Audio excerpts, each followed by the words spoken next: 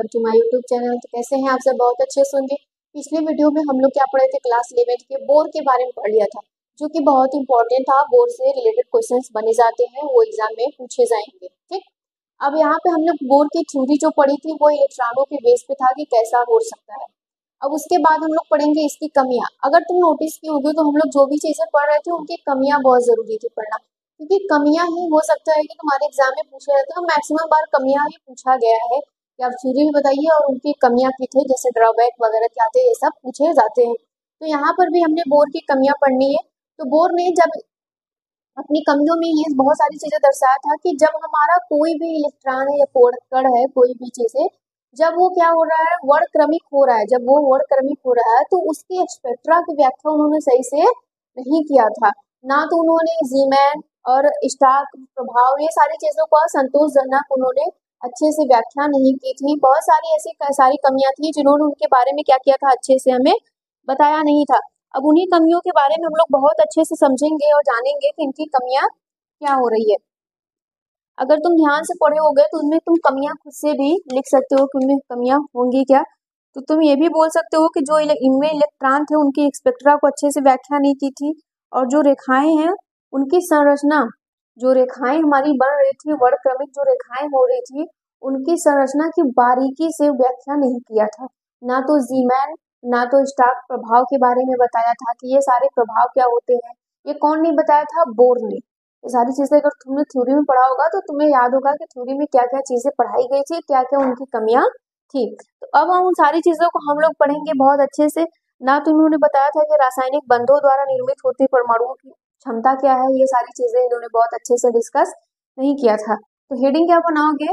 Bore की कमियां। Heading क्या बनाना है?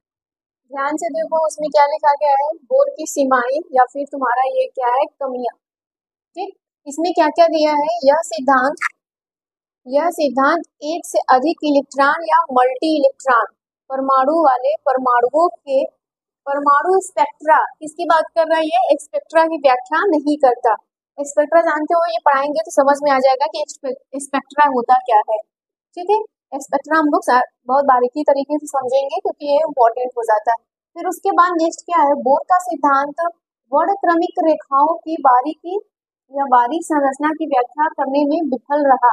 वर्णक्रमिक मतलब जो लगातार रेखाएं निकल रही थी उसमें से, उनकी बारीक संरचना कैसी होती है उसके करने में विफल रहा। अगर मैं कह दूं ये बात की स्पेक्ट्रा की बात करूं तो वो उसी से रिलेटेड है कि स्पेक्ट्रा की बात हो रही है। फिर इसमें क्या है? बोर का सिद्धांत जीमैन प्रभाव तथा स्टार्क प्रभाव की कोई संतोषजनक व्याख्या नहीं की थी। अगर जीमैन प्रभाव क्या बोला जाएगा, स्टार्क प्रभाव क्या बोला जाएगा, तो दैट इज इम्पोर्टेंट।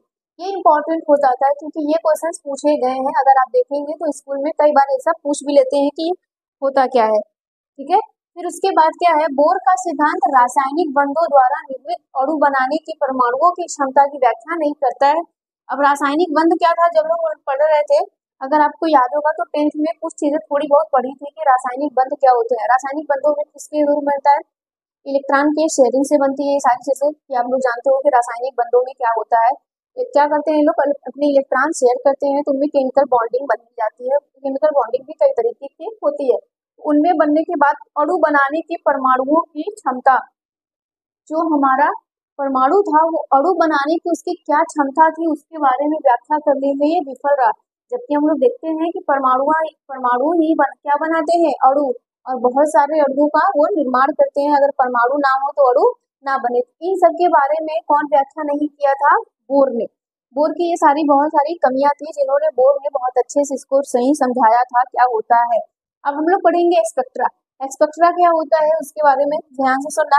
स्पेक्ट्रा क्या होता है? ऊर्जा के परिमाणीकरण के लिए सबसे सम्मोहक का साक्ष्य स्पेक्ट्रोस्कोपी से मिलता है ना। जो हमारा ऊर्जा है उसके परिमाणीकरण के बारे में अगर हमें कोई भी उसके बारे में साक्ष्य मिलता है जो सबसे अच्छा हो, जो संतुष्ट कर देने वाला हो, तो वो स्पेक्ट्रा से मिलता है। किससे मिलता है? स्पेक्ट्रम ये कह लो या फिर स्पेक्ट्रा से मिलता है। अब इसमें क्या होता है? स्पेक्ट्रम शब्द लैटिन शब्द से लिया गया है। स्पेक्ट्रम शब्द का किससे लिया गया है? लैटिन शब्द से। अगर तुम कहीं पे भी देखोगे चाहे किसी भी सब्जेक्ट में, अगर कोई भी वर्ड्स ज्यादातर लिए गए हैं तो वो लैटिन या ग्रीक ऐसे चीजें हमें मिलती हैं कि लैटिन वर्ड है कि ये ग्रीक वर्ड है, जिसका अर्थ क्या होता है? उपस्थिति। स्पेक्ट्रा का मतलब क्या होता है? सबसे पहले स्पेक्ट्रा तो ये बात कह सकते हो कि स्पेक्ट्रा जो हमारा है वो लैटिन वर्ड से, लैटिन शब्द से बना हुआ है ना, उससे वो लिया गया है। और स्पेक्ट्रा का मतलब होती है उपस्थिति। स्पेक्ट्रा का मतलब होती है उपस्थिति, जो चीजें नहीं भी है लेकिन वो वास्तव में उपस्थित हैं, जो हमें दिखाई नहीं दे रही है। लेकिन ऐसा नहीं कि जो हमें चीजें दिखाई नहीं दे रही है तो वो है नहीं, लेकिन वो है। उसी चीजों को क्या कहा गया? स्पेक्ट्रा का मतलब उपस्थिति। जैसे किरणें हैं तो हमें वो दिखाई नहीं दे रही लेकिन वो है, तो हम किसको समझेंगे? स्पेक्ट्रा से। किसको? स्पेक्ट्रा से। इसी तरह बोर ने इलेक्ट्रॉनों के बारे में भी समझाया था। फिर नेक्स्ट क्या होता है? आवृत्ति या तरंग दैर्ध्य के फलन के स्वरूप में किसी अणु द्वारा प्रेषित या बिखरी हुई तीव्रता के रिकॉर्ड को हम लोग स्पेक्ट्रा कहा जाता है ना। कोई भी हमारा किरण निकल रहा है तो उसमें जो आवृत्ति है, जो तरंग है, आवृत्ति हमने पढ़ाया था और तरंग भी हमने पढ़ाया था। अगर याद नहीं हुआ तो जाके तुम पढ़ो, नोट्स निकालो, उसको पढ़ो क्या होता है। आवृत्ति और तरंग के बारे में जो हम लोग अच्छी से चीजें जान सकते हैं वो किसके थ्रू जान पाए हैं? स्पेक्ट्रा के थ्रू। किसके थ्रू? स्पेक्ट्रा के। तो समझ में आ रहा है कि स्पेक्ट्रा है क्या? ये आगे इंपॉर्टेंट है कुछ चीजें। तो स्पेक्ट्रा हेडिंग बना लो। स्पेक्ट्रा तीन तरीके के हो सकते हैं, है ना। एक कंटिन्यूअस हो सकता है, फिर उसके बाद उत्सर्जन हो सकता है और शोषण भी हो सकता है। ये सारी चीजें हैं। स्पेक्ट्रम के प्रकार कितने हैं? तो हेडिंग क्या बनाओगे? स्पेक्ट्रा। हेडिंग बनाओ स्पेक्ट्रा।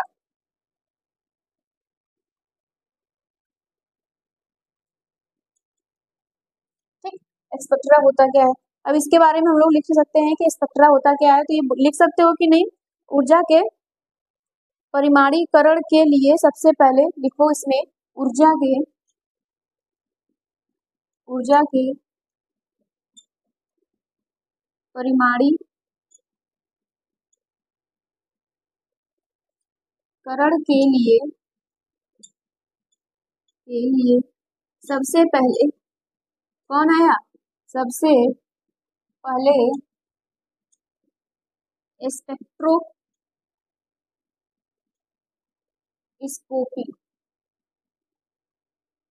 स्पेक्ट्रोस्कोपी से मिलता है। ठीक। या फिर तुम यहाँ कह लो कि सबसे पहले सम्मोहक साक्ष्य। क्या कहोगे? सम्मोहक साक्ष्य हमें किससे मिलता है? स्पेक्ट्रोस्कोपी से मिलता है। अगर तुम्हें कहा जाए कि स्पेक्ट्रा की स्टडी हमें किसके थ्रू करनी पड़ेगी, तो स्पेक्ट्रोस्कोपी की। जैसे हम लोग कहते हैं ना, बायोलॉजी हो गया, बॉटनी हो गया, बायोलॉजी हो गया तो उसमें जूलॉजी और बॉटनी होते हैं, केमिस्ट्री हो गया, तो ये सारी चीजें स्टडी जो हम लोग करते हैं तो उनको क्या कहा जाता है? तो इसी तरह जब हम लोग स्पेक्ट्रा की हम लोग बात कर रहे हैं तो इसको स्पेक्ट्रोस्कोपी के थ्रू कहते हैं। अब इनमें क्या हो सकता है? स्पेक्ट्रम शब्द इसमें लिखो, पॉइंट वाइज लिख लो, पॉइंट वाइज ज्यादा बेटर रहता है, तो लिखिएगा स्पेक्ट्रम शब्द या फिर स्पेक्ट्रम शब्द लैटिन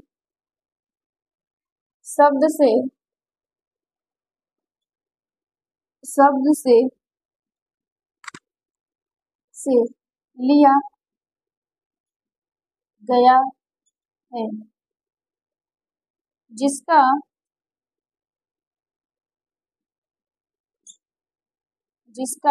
अर्थ उपस्थिति होता है। ठीक। क्या होता है? अर्थ क्या होता है इसकी? उपस्थिति। ठीक। आप बोल सकते हो नेक्स्ट में क्या बोलोगे? इसमें बोल सकते हो कि आवृत्ति या तरंग दैर्ध्य के फलन। लिखोगे आवृत्ति या तरंग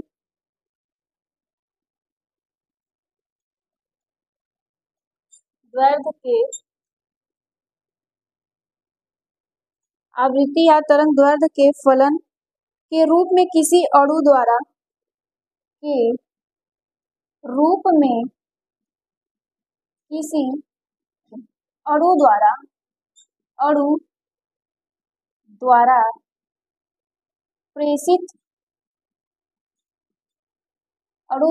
प्रेषित या बिखरी या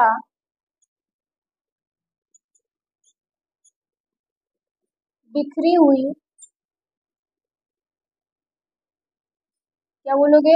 प्रेषित या बिखरी हुई तीव्रता के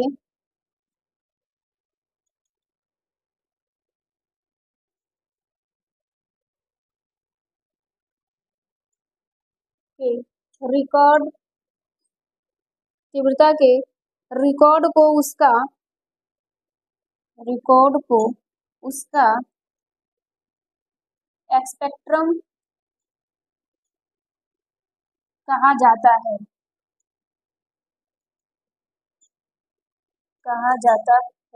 बात समझ में आ रही है कि इसके क्या कहा जा रहा है कि जो तुम्हारा क्या होगा, आवृत्ति होगा या तरंग दैर्ध्य के फलन के स्वरूप किसी अणु द्वारा प्रेषित या बिखरी हुई तीव्रता के रिकॉर्ड को स्पेक्ट्रम कहा जाता है।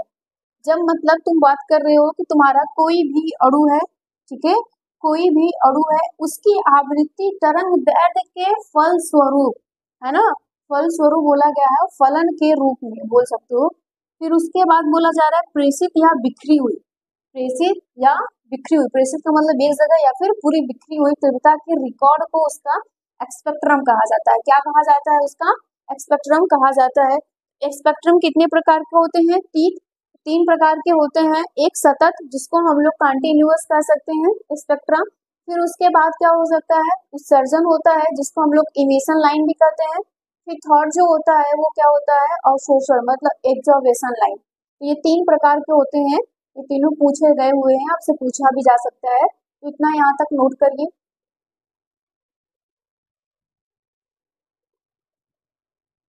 चलो अब हम लोग बात करते हैं किसकी? स्पेक्ट्रम के प्रकार। हेडिंग क्या बनाओगे? स्पेक्ट्रम के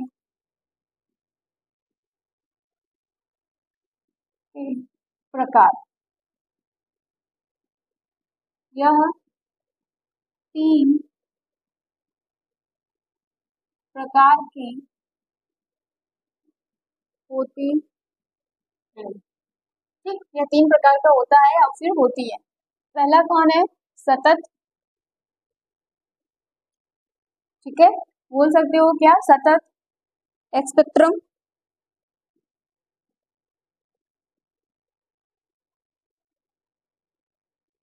सतत स्पेक्ट्रम। दूसरा क्या होता है? उत्सर्जन। दूसरा कौन सा होगा? उत्सर्जन। थर्ड जो होता है वो अवशोषण। थर्ड जो होता है वो कौन होता है? अवशोषण। इसको हम लोग क्या कहते हैं? कंटिन्यूअस। इनको हम लोग क्या कहते हैं? Continuous spectrum. इसको कहते हैं इमिशन।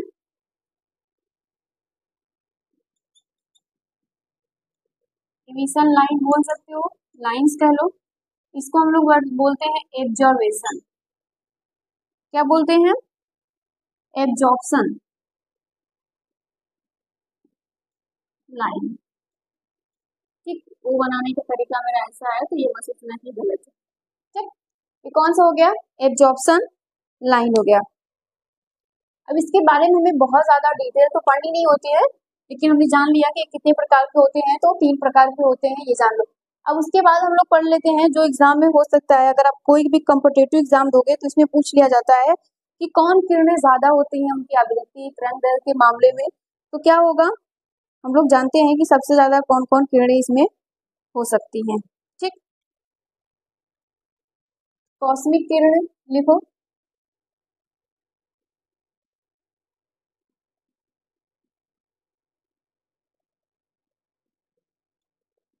कॉस्मिक किरणें, गामा किरणें, गामा किरणें। फिर क्या होता है? एक्स किरणें,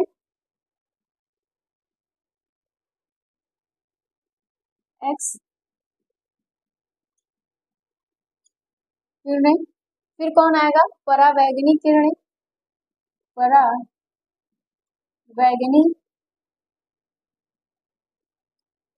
किरणें। फिर बताओ, दृश्यमान किरणें, दृश्यमान किरणें। फिर कौन हो सकता है? इंफ्रारेड। ठीक, इंफ्रारेड। और कौन आएगा? सूक्ष्म तरंगे,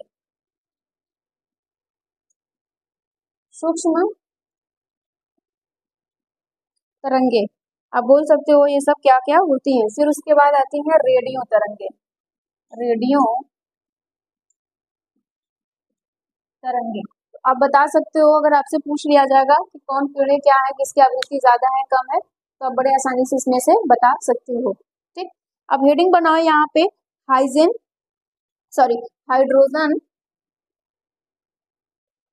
नेक्स्ट जो हम लोग बात करेंगे वो किसकी बात कर रहे हैं, हाइड्रोजन परमाणु का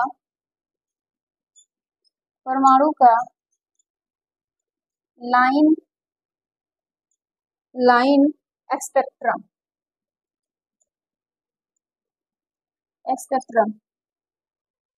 ये इम्पोर्टेंट हो जाता है क्योंकि तुम्हारे एग्जाम में हो सकते हैं ये पूछ लिए जाए। किसके बारे में हम लोग पढ़ रहे हैं, हाइड्रोजन के बारे में। हाइड्रोजन परमाणु का लाइन स्पेक्ट्रम क्या होता है, लाइन स्पेक्ट्रम क्या है उसके बारे में। तो अगर तुम ध्यान से सुनो देखोगे तो तुमने क्या पढ़ा था, बोर ने क्या बताया था, एक इलेक्ट्रॉन जो होंगे या मल्टीपल इलेक्ट्रॉन होंगे, परमाणु वाले कह सकते हो, ठीक है, जो हमारे परमाणु होंगे वो एक इलेक्ट्रॉन या फिर मल्टीपल। तो यहाँ पे हाइड्रोजन की बात हो रही थी, जब इस पे हम लोग प्रकाश की किरणें, ठीक है, डाला जाता है, तो जब इस पे प्रकाश की किरणों को डाला जाता है तो क्या होता है, ये कौन बताया था, बोर के अनुसार जब हम लोग जान रहे थे तब क्या हो रहा था। तो सिंपल सी बात है, तुम कोई भी परमाणु ले लो, ठीक, और ये रहा उसका नाभिक और ये इलेक्ट्रॉन है जो घूम रहे हैं, इलेक्ट्रॉन नाभिक का चक्कर लगा रहे हैं, ये इलेक्ट्रॉन घूम रहे हैं। इस पे तुम क्या करो, प्रकाश की किरण डालो, इस पे तुम प्रकाश की किरण डालोगे तो ये डिटेक्ट होगा, ये क्या होगा, यहाँ पे डिटेक्ट हो रहा है, ये डिटेक्टर बोल भी सकते हो, ठीक है, डिटेक्टर भी ऐसे लिख लो।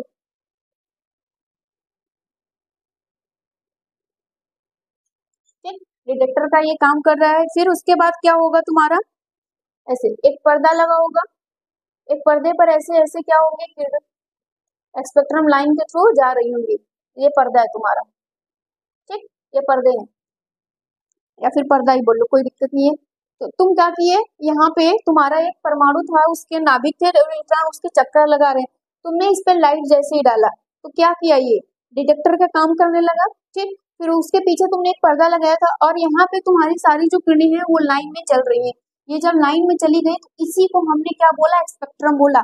जब उनको और भी बारीकी से देखा गया तो ये N1 से लेके किस में जा रहे थे, N7 तक था, इसको इनफाइनाइट भी कर सकते हो, जैसे N1 भी, N2, N3, N4, N5, N6, N7, ठीक है, ये ऐसे चल रही थी, तुम ऐसे बना सकते हो। और इनकी दूरी तुम देखो, जितना ही नीचे से ऊपर जा रहे दूरी क्या होने लगी है, ये कम होने लगती। मतलब अगर मैं बात करूं N1 और N2 की तो इनमें दूरी ज्यादा होगी, लेकिन अगर मैं यही बात करूं N2 और N3 की तो कम। अगर मैं बात कर रही हूँ N7 और N6 की तो इनमें और भी दूरी कम हो जाएगी। तो ये ऐसे ऐसे क्या होंगे, लाइनें चलती रहती हैं, 7 लाइन, ठीक है, ऐसे ये 7 लाइन तुम बना सकते हो। तो देखा गया कि N7 से ये जो किरण हुई थी N1 में आई, फिर 6 से 1 में आई, फिर 5 से 1 में आई, फिर 4 से क्या हुआ 1 में, फिर उसके बाद 3 से 1 में, फिर 2 से 1 में, ये ऐसे किरणें चलती जा रही थी, जिसको इन्हीं किरणों को हम लोग क्या बोल रहे थे, ऐसे ही जो हमें स्पेक्ट्रा मिल रही थी इन्हीं को हम लोग क्या बोलते हैं, नाम भी देते थे, है ना, नाम भी हम लोग देते थे, जैसे लाइमर हो गया, बारहम हो गया, पास्चन हो गए, ब्रैकेट्स हो गए, फुंड हो गए, ऐसे हम लोग कई सारे करके नाम दे रहे थे, जो कि आपको आता है बनाने के लिए दिया जाता है, और ये बहुत सिंपल सा है। तो बात समझ में आ रहा है कि हाइड्रोजन परमाणु का लाइन स्पेक्ट्रा क्या था, ये लाइन स्पेक्ट्रा यही समझा रहा था। तुम कहानी की तरह भी समझो, अगर लिख भी सकते हो कि तुमने क्या किया, एक इलेक्ट्रॉन वाला कोई भी परमाणु ले लिया और उसके नाभिक के चारों ओर क्या कर रहे थे, इलेक्ट्रॉन चक्कर लगा रहे, तुमने उस पर लाइट डाली, जब लाइट डाली तो ये डिटेक्टर का काम कर गया, कौन, ये जब डाला तुमने प्रकाश तब डिटेक्टर का काम किया, फिर तुमने पर्दा लगाया था, उस पर्दे पर देखा कि जो किरणें हैं लाइन में चल रही, लेकिन अब और बारीकी से देखा गया तो ये नंबर में अलग अलग थे, जो लाइनें थी अलग थी। तुम इनको इनफाइनाइट भी ले सकते हो, इनफाइनाइट भी होता है, तो यहाँ पर हम लोग 7 तक लिए, तो 7 से 1 तक आया, फिर 6 से 1, फिर ऐसे करके सारी चीजें घटती गई। फिर अगर तुम, और ये कौन सा था, लाइमर का, तुम बामर का बनाओगे तो 6 से आएगा ना, ऐसे कई सारे करके अलग अलग चीजें आएंगे। पाक्शन का बनाओगे तो अलग आएगा, ब्रैकेट्स का बनाओगे तो अलग आएगा, ब्रैक्ट्स का, फुंड का बनाओगे तो और भी अलग आएगा। तो यहाँ तक चीजें नोट कर लो, फिर इसके बाद लिखा देते हैं। अब देखो ये क्या लिखा गया है, हाइड्रोजन के लिए लिखा गया है कि हाइड्रोजन परमाणु का लाइन क्या होता है। तो यहाँ पे बोला गया है जब इलेक्ट्रिक डिस्चार्ज को कम दबाव के तहत डिस्चार्ज ट्यूब में संलग्न हाइड्रोजन गैस के माध्यम से पारित किया जाता है, ठीक है। तुम्हारा क्या होगा, इलेक्ट्रिक डिस्चार्ज होगा और उसमें क्या किया जाएगा, हाइड्रोजन गैस को पारित किया जाएगा और वो कम दबाव पे होगा। कैसा होगा, कम दबाव पे होगा। नेक्स्ट क्या है, उत्सर्जित प्रकाश का स्पेक्ट्रम स्पेक्ट्रोस्कोप द्वारा विश्लेषण किया जाता है। स्पेक्ट्रम में बड़ी संख्या में रेखाएं होती है, उसको क्या किया गया है, जो उत्सर्जित प्रकाश हो रहा है, जो प्रकाश वहां से डिस्चार्ज हो रहा है, जो निकल रहा है, उसके बारे में विश्लेषण किया गया, जानकारी प्राप्त की गई। तो उसमें देखा गया कि स्पेक्ट्रम बड़ी संख्या में निकल रही है, रेखाओं में होती है, फिर जिन्हें विभिन्न श्रृंखलाओं में समूहीकृत किया जाता है। संपूर्ण स्पेक्ट्रम को हाइड्रोजन स्पेक्ट्रम के रूप से जाना जाता है। जो उसमें से स्पेक्ट्रा निकल रही हैं, पूरे स्पेक्ट्रा को हम लोग किसके नाम से जान रहे हैं, हाइड्रोजन स्पेक्ट्रा के नाम से जान रहे हैं। किस नाम से जान रहे हैं, हाइड्रोजन स्पेक्ट्रा के नाम से हम लोग जान रहे हैं। फिर क्या हो रहा है, प्रायोगिक आंकलनों के आधार पे, मतलब जो हम लोग प्रयोग किए थे उनका आंकलन किया गया। कौन किया था, जोहान्स रिडबर्ग ने कहा कि हाइड्रोजन स्पेक्ट्रम में रेखाओं की सभी श्रृंखलाओं को निम्नलिखित अभिव्यक्ति द्वारा वर्णित किया जा सकता है। इसको कई सारे में, जैसे इसमें कौन से आए, जीमैन प्रभाव और स्टार्क प्रभाव, इसके बारे में कौन नहीं बताया था, बोर ने इनके बारे में नहीं बताया। लेकिन कौन ने बताया इसके बारे में सही तरीके से, जोहान्स वर्ग ने। जीमैन प्रभाव क्या हुआ, जब वर्ण क्रमिक रेखाएं, मतलब जिस स्रोत से निकल रही है वो चुंबकीय क्षेत्र में रखा जाता है तो वर्ण क्रमिक रेखाओं में उप रेखाओं में विभाजित हो जाती हैं, जिसे जीमैन प्रभाव कहा गया।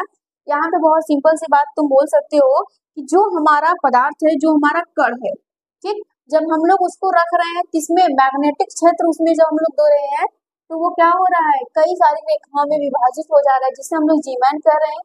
और स्टार प्रभाव क्या है, यदि हम विद्युत क्षेत्र में बड़ी किरणों को रखते हैं तो विखंडन होने लगता है, और उनमें कैसा होने लगता है, विखंडन होने लगता है। कब, जब हम लोग उनको विद्युत क्षेत्र दे रहे हैं तब। ये दोनों बातें कौन बताया था, जोहान्स ने। और कौन कौन से प्रभाव दिए थे, जीमैन प्रभाव और स्टार्क प्रभाव दिए थे, ठीक, यहाँ तक नोट कर लीजिए। चलो अब हम लोग पढ़ेंगे डी ब्रोगली समीकरण। क्या होता है डी ब्रोगली समीकरण, तो हेडिंग क्या बनाओगे, डी ब्रोगली, ठीक, डी ब्रोगली समीकरण।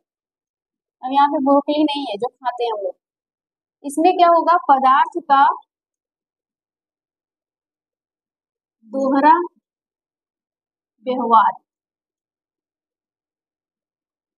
ठीक है, पदार्थ का दोहरा व्यवहार। इसमें क्या हो सकता है कि पदार्थ का दोहरा व्यवहार क्यों कहा गया, सपोज करो ये तुम्हारा कोई भी पदार्थ है, ठीक है, ये तुम्हारा कोई भी पदार्थ है तो इसके दोहरे व्यवहार हो गए। कैसा, जब इनमें किरणें डाली गई तो इसके दोहरे व्यवहार हो गए। एक कौन हो गया, कण का, दूसरा किसका हो गया, तरंग का। किसका हो गया, कण का और तरंग का। या तो हम उसको जब मैग्नेटिक फील्ड दे रहे हैं तब, या तो इसको हमें इलेक्ट्रिक फील्ड दे रहे हैं तब। और ये कौन है आपका, कोई भी पदार्थ है, इनकी दो व्यवहार हो गए, एक कण का एक तरंग का। कण का व्यवहार ऐसे हो सकता है और तरंग का ऐसे ऐसे हो सकता है कि नहीं। तो यही चीजें कौन बताया था, डी ब्रोगली ने बताया कि कण का, पदार्थ का तुम्हारा कोई भी दोहरा व्यवहार हो सकता है। पहला कौन होगा, कण होगा, दूसरा कौन होगा, तरंग होगा। इसको हम लोग समझते हैं तो बोल सकते हो कि 1924 में डी ब्रोगली ने यह क्या किया था, प्रस्तावित किया था, ये समीकरण डी ब्रोगली ने बताया था, ठीक है। और उसमें कहा गया था कि विकिरण की तरह पदार्थ की भी दोहरा व्यवहार प्रदर्शित करते हैं, विकिरण की भी तरह पदार्थ दोहरे व्यवहार विकसित करते हैं, जिसमें से कौन था, पहला है एक कण था, दूसरा कौन है, तरंग है। कण है और तरंग है, तो इसके बारे में हम लोग लिखेंगे, फिर समझ लेते हैं कि ये होता क्या है, ठीक। तो ये डी ब्रोगली समीकरण है। तो यहाँ पे क्या दिया है, 1924 में डी ब्रोगली ने प्रस्तावित किया है कि विकिरण की तरह पदार्थ की भी दो व्यवहार प्रदर्शित करते हैं, ठीक है, विकिरण की तरह पदार्थ भी दो व्यवहार प्रदर्शित करते हैं या करना चाहिए, यानी कण जैसे और तरंग जैसे। गुण इसका मतलब यह है कि फोटोन की तरह इलेक्ट्रॉनों में भी गति के साथ साथ तरंग दैर्घ्य भी होता है। मान ले कि प्रकाश में तरंग प्रकृति है तो इसकी ऊर्जा प्लैंक सिद्धांत द्वारा दी जानी चाहिए। ठीक है, मैं क्या बोल रहा है कि अगर उसमें तरंग है तो उसका सिद्धांत किसके द्वारा दिया जाना चाहिए? प्लैंक द्वारा। E is equal to H mu. ठीक है, ये कौन था? प्लैंक के द्वारा था। किसकी है ये? तुम्हारे पास प्रकाश तरंग की प्रकृति अगर है तो पदार्थ में, तब अगर यदि उसमें कण की प्रकृति पाई गई तो यहाँ पे क्या लिखोगे? यदि उसमें कण की प्रकृति है तो इसका या इसकी ऊर्जा आइंस्टाइन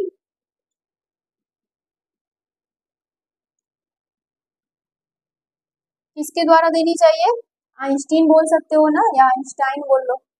आइंस्टीन संबंध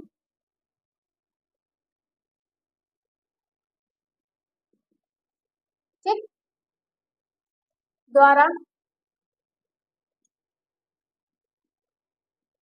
दी जानी चाहिए। यही तो है। अब आइंस्टाइन के द्वारा क्या होता है? H is equal to mc square. ठीक, ये होता है आइंस्टाइन के द्वारा। कब? जब वो कण की प्रकृति शो करे तब पदार्थ, और दूसरा जब तरंग की प्रकृति शो करेगा तो प्लैंक का सिद्धांत देना पड़ेगा। अब अगर मैं यहाँ पे लिखूं, यहाँ पे ऐसे एच म्यू, ये समीकरण 1 है और ये समीकरण कौन सा है? 2 है। ठीक, अब यहाँ पे समीकरण 1 और 2 से क्या बनेगा? H mu equal to M C बन सकता है कि नहीं? M C square. तो मैं क्या ऐसे लिख सकती हूँ? इस तरीके से लिख सकते हैं ना? समझ में आ रहा होगा। अब तुम जानते हो यहाँ पे कि म्यू इक्वल टू क्या होता है? सी अपॉन लेमडा होता है कि नहीं? Mu equal to C upon lambda होता है। तो एच सी लेमडा में रह सकती हूँ, इसको ऐसे कर सकते हो। अब इस सी को इधर लेकर आओ, इस सी को तुम्हें इधर लेकर आनी है। अब ये चीज मैं यहाँ कर रही हूँ, तो क्या हो जाएगा? 1 upon lambda equal to M C गुणे सी अपॉन सी हो सकता है। एक सी से एक सी को खत्म कर सकते हो, हाँ बिल्कुल खत्म कर सकते हो। फिर उसके बाद क्या हो जाएगा तुम्हारा? H upon lambda M C हो जाएगा। क्या हो जाएगा? M C. यहाँ पे एम क्या है? पदार्थ का द्रव्यमान। तुम क्या लिखोगे यहाँ पे? एम क्या है? पदार्थ का द्रव्यमान। पदार्थ का द्रव्यमान है। ठीक, सी क्या है? प्रकाश की चाल। प्रकाश की चाल है। यहाँ तक क्लियर है? कोई दिक्कत नहीं ना? फिर अगर मैं इसको बात करूं, यहाँ पे तुम पढ़े हो कि हम लोग वेग और द्रव्यमान के गुणन को ही हम लोग क्या कहते हैं? संवेग कहते हैं। बोलो, वेग और द्रव्यमान के गुणन को ही संवेग कहते हैं। तो मैं P equal to M C लिख सकती हूँ। ये तुम्हारा क्या है? संवेग है। ये क्या है? P क्या है? संवेग है। अगर मैं यहाँ पे इस फॉर्मूले को रखूं तो क्या हो जाएगा? H upon lambda equal to P हो जाएगा कि नहीं? बताओ, ये हो जाएगा ना? मैंने ये इसको लिख दिया वहां पे, तो ये हो जाएगा कि नहीं? बिल्कुल हो सकता है। ये तुम्हारा हो गया। और तुम जानते हो कि तुम यहाँ पे अगर मैं एच म्यू लेमडा को कहूँ तो यहाँ पे म्यू बार भी हो सकता है। अगर इसको मैं और भी अच्छे से लिखूंगी तो ये ऐसे हो जाएगा कि नहीं? और तुम जानते हो यहाँ पे पी। ठीक, तुम जानते हो कि ये जो तुम्हारा होता है और ये म्यू बार होता है। क्या होता है? Mu bar. ऐसे कर सकते हो, ये पी हो गया। इसको ऐसे कर सकते हो म्यू बार की तरह। ठीक है, अगर तुम एच लगाओगे, तुम लाओगे कि एच बराबर हमारा क्या होगा? इधर समझो, एच बराबर क्या हो जाएगा? तो पी अपॉन म्यू बार होगा। बिल्कुल सही है कि नहीं? P bar H upon cube, H equal to क्या हो जाएगा? पी अपॉन म्यू बार हो सकता है तुम्हारा। अगर मैं कहूँ कि म्यू बार क्या होगा तो तुम क्या बोलोगे? नीचे कर दो, पी अपॉन एच कर सकते हो। ये तुम्हारा कौन हो गया? म्यू बार के लिए। ठीक है, यहाँ तक तुम सॉल्व कर ही सकते थे ना? तो ये तुम्हारा हो गया। अब इसके बाद हम लोग नेक्स्ट टॉपिक पढ़ेंगे कि इसके बाद हमें क्या क्या पढ़ना है क्या नहीं पढ़ना है, ठीक है। आज के लिए कोई भी दिक्कत होगा तो बता देना, अगर कमेंट में कोई भी डाउट होगा या फिर चैप्टर नहीं समझ में आएगा तो वो भी बता देना। आज के लिए इतना रहने देते हैं, थैंक यू।